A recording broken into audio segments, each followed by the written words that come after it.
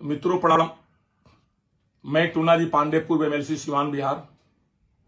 आप सारे लोगों को मैं सादर प्रणाम करता हूं, क्योंकि आप लोगों के आशीर्वाद से, दया दृष्टि से 8 तारीख को इतनी भीषण एक्सीडेंट हमारी हो गई थी हमारी गाड़ी की। हम लोग सारे परिवार सकुशल बच गए हैं। इसलिए हम सारे जनता जनार्दन, भगवती, भगवान, हर देवी देवता को मैं तहे दिल से धन्यवाद देता हूं और प्रणाम करता हूं, आशीर्वाद मांगता हूं कि हमारे ऊपर आने वाले इसी किसी भी विपदा से हम लड़ सकें और सकुशल वापस लौट जाएं। धन्यवाद और प्रणाम। मित्रों, एक तो ये बात थी, हमको कहना था आप लोगों से, क्योंकि एक्सीडेंट के बाद से हम लाइव नहीं आ पाए थे। बहुत फोन आया, बहुत लोगों की शुभकामना, हमारे हाल चाल जानने के लिए बहुत लोग फोन किया। सारे लोगों को धन्यवाद तहे दिल से। बहुत लोगों का फोन भी नहीं उठा पाए, लोग नाराज नहीं होंगे, हम मजबूरी में थे। मित्रों, विशेष बात यह रही कि हम लोग राजनीतिक व्यक्ति हैं और जो राजनीति में ब्राह्मणों के साथ जिस तरह अन्याय होता है, तो एक ब्राह्मण होने के नाते कहिए या एक जनप्रतिनिधि होने के नाते कहिए, ये हमसे बर्दाश्त नहीं हो पाता है। गलत होता है तो हमारी जबान तुरंत खुल जाती है, हम इसका विरोध जरूर करते हैं। आप लोगों को याद होगा मित्रों, लगभग 1 से 1.5 साल पहले हमने टाउन हॉल में एक भरे मीटिंग में माननीय मंगल पांडे जी के सामने हमने ऐलान कर दिया था कि हम एमएलसी का चुनाव नहीं लड़ेंगे। हम एनडीए के तमाम नेताओं से पूछेंगे और श्री मंगल पांडे जी से भी कहेंगे कि आप ब्राह्मणों का नेता बन रहे हैं, बार ढोल पीटते हैं, ब्राह्मणों के नेता हैं। सिवान एमएलसी का सीट ब्राह्मण का था। जब हम चुनाव लड़ने के लिए मना कर दिए तो ये सीट किसी ब्राह्मण को क्यों नहीं दिया जा रहा है? आपका ब्राह्मणवाद कहां चला गया? आप किस बात का ब्राह्मण है? आप ब्राह्मणों के लिए ढोल पीटते हैं, कहते हैं कि हम ब्राह्मण का नेता बन रहे हैं।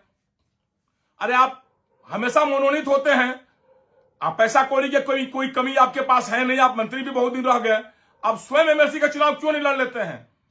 क्योंकि आप ब्राह्मणों का आन बान शान भी रह जाता सिवान में। हमने तो 2-2 बार सिवान से जीत करके और ब्राह्मणों का मान सम्मान बढ़ाया, और आपसे भी हम अपेक्षा यही रखेंगे कि तो ये सीट किसी ब्राह्मण को देकर लड़ाइए, या आप स्वयं ब्राह्मण हैं, आप स्वयं लड़िए। लेकिन हमें विश्वास है कि आप क्या लड़िएगा। आप अपने पिताजी को तो मुखिया के चुनाव में आप जिताइए नहीं पाए अपने घर से, अपने पंचायत से, और चले हम ब्राह्मणों के नेता बनने। ब्राह्मणों का हमेशा हक मारी आप किए हैं। सीट थी ब्राह्मण का, आप एनडीए के शीर्ष नेतृत्व बने हैं, तो सिवान जिला का एमएलसी का सीट किसी ब्राह्मण को क्यों नहीं दिया जा रहा है? किसी ब्राह्मण को क्यों नहीं पूछा जा रहा है? चाहे आप ब्राह्मण है तो आप क्यों नहीं लड़ रहे हैं आकर के? आप क्यों सीट किसी और को देना चाहते हैं?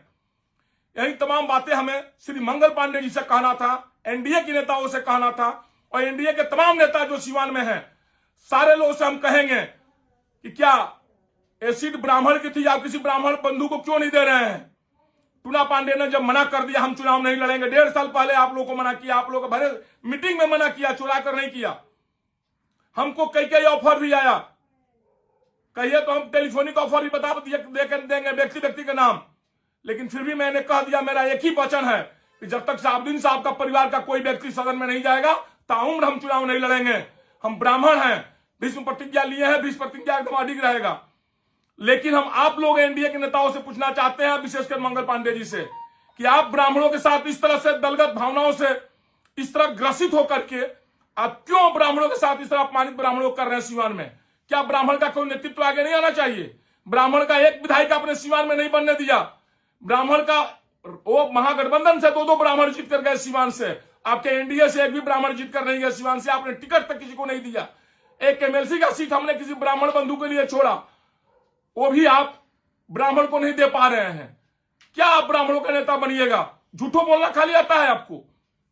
अब रह गई बात सिवान में क्राइम का रेट, आप लोग देखिए कितना बढ़ गया है, और सिवान के तमाम लोग इस आप पहले जो हत्या होती थी सिवान में, सारे लोग एक व्यक्ति विशेष के नाम, श्री साहबुद्दीन साहब का नाम लेकर के सब लोग कहता था उनके द्वारा कराया गया।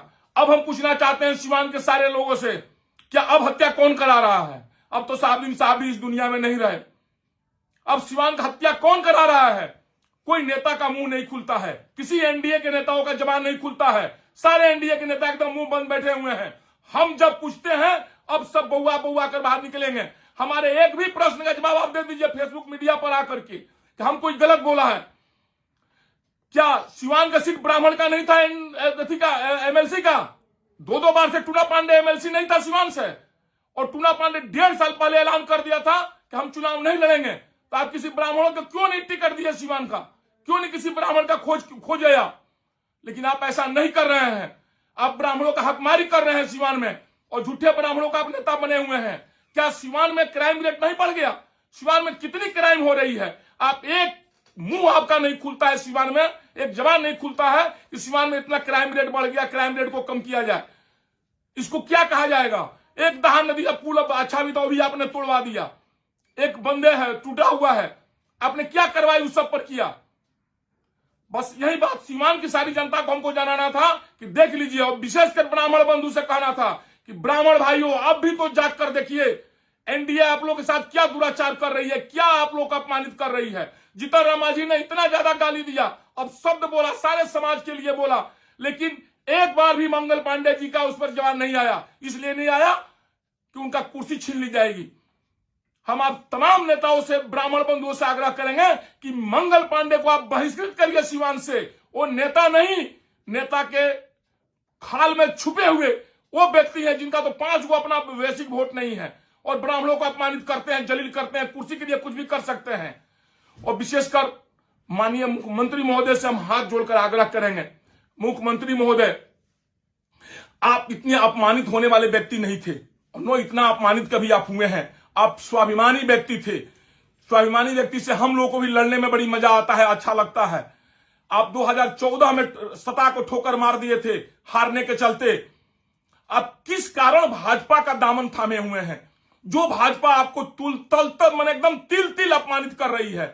आपको केंद्रीय यूनिवर्सिटी का दर्जा नहीं दिया, आपको विशेष राज्य का दर्जा मांगते रह गए, केंद्र की सरकार आपने, बीजेपी के लोगों ने नहीं दिया। आप जातीय जनगणना मांग रहे हैं, वो भी आपको बीजेपी के लोग आपको नहीं दे पा रहे हैं। आप क्यों बीजेपी के साथ सटे हुए हैं सर? आपका अपना स्वाभिमान को जगाइए, ठोकर मारिए बीजेपी को, और आइए किसी अपने गठबंधन बनाइए, किसी और दल के साथ आइए। सरकार तो आपको बिल्कुल नहीं गिरेगी, क्योंकि आप बिहार के जब विकास पुरुष हैं, बिहार के विकास के नाम पर आप किसी से समझौता नहीं करते हैं, तो कौन सी ऐसी मजबूरी आपकी आ गई है कि विकास के नाम पर, बिहार के विकास के नाम पर आप समझौता करके बीजेपी के साथ सटे हुए हैं? आप ठोकर मारिए बीजेपी को और निकलिए वहां से बाहर, सरकार आपकी नहीं गिरेगी। बस यही बात कहते हुए अपने वाणी को विराम देते हैं, और सिवान के सारे विप्र बंधु से आग्रह करेंगे कि श्री मंगल पांगर, सिवान की एमएलसी का सीट किसी ब्राह्मण को नहीं दिया जाता है। श्री मंगल पांडे जी को आप लोग बहिष्कृत करिए, बहिष्कृत करिए, बहिष्कृत करिए। जय हिंद, जय परशुराम, जय भगवान। ओम नमः शिवाय।